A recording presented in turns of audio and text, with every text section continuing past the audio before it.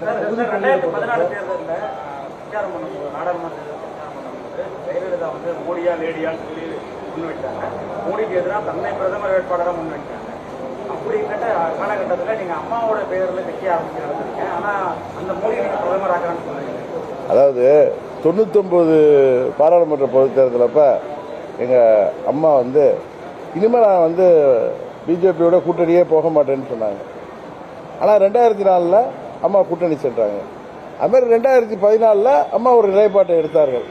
இப்பொழுது அம்மா அவர்கள் நம்மோடு இருந்திருந்தால் அவர் என்ன நிலைப்பாட்டை எடுத்திருப்பாரோ அதில் தான் சொல்ல முடியும். இப்பொழுது அம்மா மக்கள் முன்னேற்ற கழகம் அம்மாவின் கொள்கைகளை தொடர்ந்து கொண்டு செல்கின்ற இயக்கம்.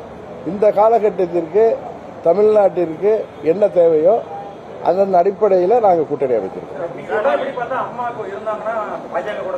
நான் அப்படி சொல்ல, அம்மா என்ன நிலைப்பாடு இருப்பாங்களோ அதில் நாங்கள் கட்டுப்பட்டு இருப்போம். இன்றைக்கு அம்மா அவர்கள் இல்லை நம்மோடு. இன்றைக்கு அம்மா மக்கள் முன்னேற்ற கழகம் அம்மாவுடைய லட்சியங்களையும் கொள்கைகளையும் தொடர்ந்து கொண்டு செல்கின்ற பணியில் இருக்கோம்.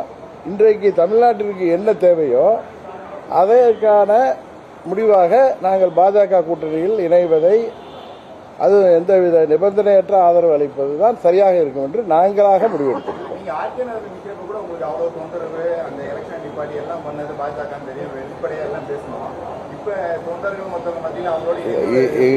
நீங்க கேட்கிற கேள்வி கேட்டு ஒரு காலத்தில் நம்ம புரிஞ்சுக்காம இருந்திருக்கலாம். இப்பொழுது அம்மா மக்கள் முன்னேற்ற கழகம் டிடிவி தினகரன் பற்றி அவர்கள் நன்றாக புரிந்து வைத்திருக்கலாம். அதனால 2021 நான் அந்த கூட்டணியில் செல்வதற்கான வாய்ப்பு இருந்துச்சு. உங்களுக்கு தெரியும். அப்பொழுதும் டெல்லியை சேர்ந்த நலம் விரும்பிகள் திமுக இங்கே தீயசக்தி ஆட்சிக்கு வந்துவிடக்கூடாதுங்கிறதுக்காக என்னோட தொடர்பு கொண்டாங்க. நான் பலமுறை சொல்லியிருக்கேன். அதனால நான் 40 தொகுதிகள் எங்களுக்கு கொடுங்க உங்கள் கூட்டணியில். நான் கூட போட்டியிடவில்லை. என்னை கேட்டு பழனிசாமி கம்பெனி பயப்படுவாங்க, நான் நிற்கலன்னு சொல்லி தான் கேட்டேன். பட் அது சரிவராமல் போட்டு தடுத்து நின்றோம். ஆனால் இப்போ பாஜக தலைமையிலான கூட்டணி அவர்கள் எங்களோடு நட்போடு பேசிக் கொண்டிருக்கிறார்கள். நாங்களும் அவர்களோடு நட்போடு வருங்காலத்தில் அவர்களோடு நட்புடன் பயணிக்க வேண்டும்ங்கிறதோட நாங்களும் அவங்கள்ட்ட பேசிட்டு இருக்கோம். எங்களை அவர்கள் நன்றாக புரிந்து வைத்திருக்கிறார்கள், நாங்களும் அவர்களை நன்றாக புரிந்து வைத்திருக்கிறோம். அதனால கூட்டணி சொல்றோம். அதை பற்றி நான் முடிவெடுக்கல. எனக்கு அது மாதிரி தேனியில போட்டிடுறேன், சிவகங்கையில போறப்ப இது மாதிரி உங்க மாதிரி கூட நண்பர் சிவகங்கையில போட்டிடுறீங்களா, திருச்சி சொல்றாங்களா, தஞ்சாவூர் போனா தஞ்சாவூர்ல கேட்கிறாங்க.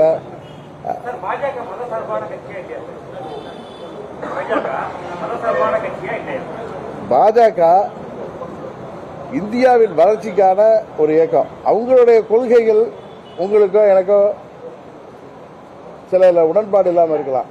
ஆனா அவங்க அதாவது நீங்க கேள்வி கேட்கிறப்ப நான் என்னுடைய பதில், இந்தியாவின் வளர்ச்சிக்காக இந்த காலகட்டத்திலே தேவையான ஒரு கட்சி பாஜக என்பதுதான் என்னுடைய நிலைப்பாடு. தொகுதி பங்கீடுங்கிறது நீங்க மட்டும் தான் பேசி முடிச்சிருக்கீங்களா?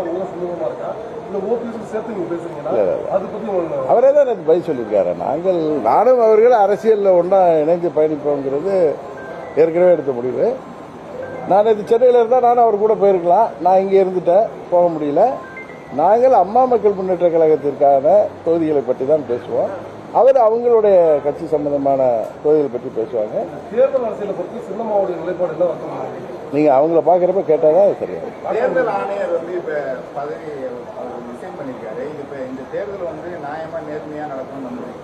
அதாவது 3 தேர்தல் ஆணையர்கள் இருந்தாங்க. உடனே நான் பிஜேபி கூட்டணிக்கு போறதுனால பேசுறேன்னு சொல்லாதீங்க. என்ன ஒரு காமன் மேனா என்னுடைய பார்வை என்னன்னா, 3 தேர்தல் ஆணையர்கள் இருந்தாங்க. ஒரு தலைமை தேர்தல் ஆணையர், 2 தேர்தல் ஆணையர்கள். ஒருவர் ஏற்கனவே ரிட்டையர் ஆயிருக்காரு, அடுத்தவர் நியமிக்கணும். இன்னொருத்தர் திடீர்னு முதல் நாள் ரிசைன் பண்ணியிருக்காரு. அதுக்காக மறுபடியும் தேர்தல் ஆணையரை நியமிக்கிறதுக்கான கூட்டம் 15 நடக்கிறதா சொன்னாங்க. அதனால இதுல தேர்தல் மறுபடியும் அவங்க தேர்தல் ஆணையர்களை நியமிச்சுட்டு தானே எலெக்ஷன் நடத்துவாங்க. எதிர்கட்சிகளை பொறுத்த வரைக்கும் அண்ணாமலை ஒரு மிகப்பெரிய கொடூரமா பேசுறாரு, போறாரு. அவர் தன்னோட தகுதியை மீறி பேசுறாரு. அவர் பால் வச்சுக்கீங்கன்னு வச்சுக்கலாம், ஏன் தகுதிக்கு அவர் பேசுறதா அப்படிலாம் கேட்கிறாரு.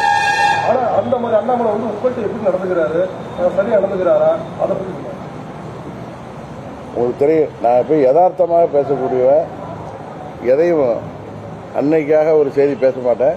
திரும்ப நான் திருச்சி வரப்போ உங்களை எல்லாம் சந்திக்கணும். எப்போ இல்லை, இன்றைக்கு இல்லை, இன்னும் 10 வருஷம் காலம் என்னுடைய பதில் நீங்கள் திருப்பி கேட்டால் அது எப்பயுமே ஒரே பதிலாக தான் இருக்கும். உங்களுக்கு தெரியும்.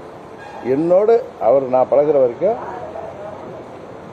ஒரு நல்ல படித்த அதிகாரியாக செயல்பட்டவர், நல்ல புத்திசாலியாக இருக்கிறாரு. இன்னொன்று தெரியும் உங்களுக்கு, நான் ஸ்ட்ரைட்டாக பேசுவேன். அவர் என்னிடம் நட்போடமோ எதையும் திறந்த மனதோடு பேசுகிறார். செய்திகளை உடனுக்குடனும் துல்லியமாகவும் தெரிந்து கொள்ள சப்ஸ்கிரைப் பண்ணுங்க.